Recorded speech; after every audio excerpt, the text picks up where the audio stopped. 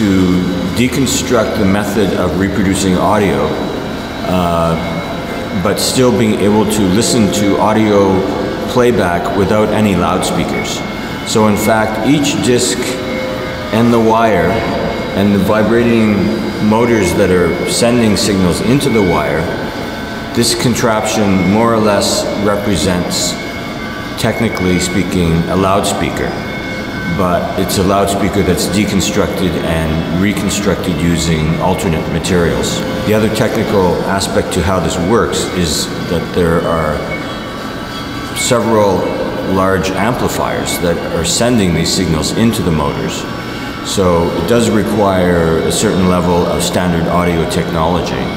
But once the music exits from the amplifier, everything becomes deconstructed.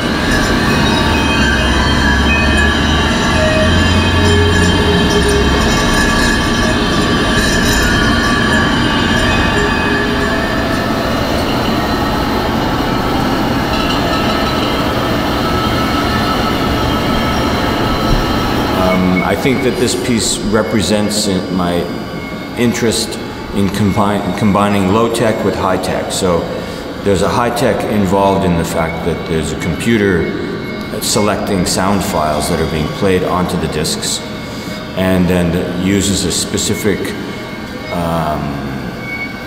power of a certain specific intensity of an amplifier required to broadcast the sound into the motors.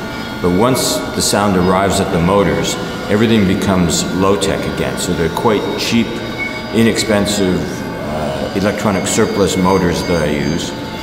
And then the fact that it's being transmitted through a metal wire into a metal disc also reduces the quality of the sound quite a bit, to the point where it's not always recognizable exactly what type of piece of music it happens to be.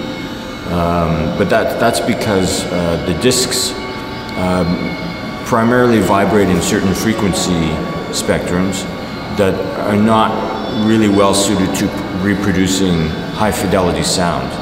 So the sound has an interesting quality to it. It fills the space and you can't always tell where a certain sound is coming from. It's a little bit of an interesting psychoacoustic illusion in some ways. But part of that is partly because of the low-tech processing of the sound. If it was more high-tech, it would be easier to pinpoint what types of sounds you're hearing and where they're coming from.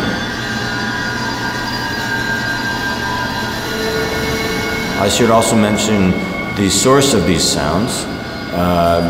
Some of them are taken from existing recordings of film music, country and western, some classical Chopin piano pieces, and also additional electronic sounds that I generated using a synthesizer.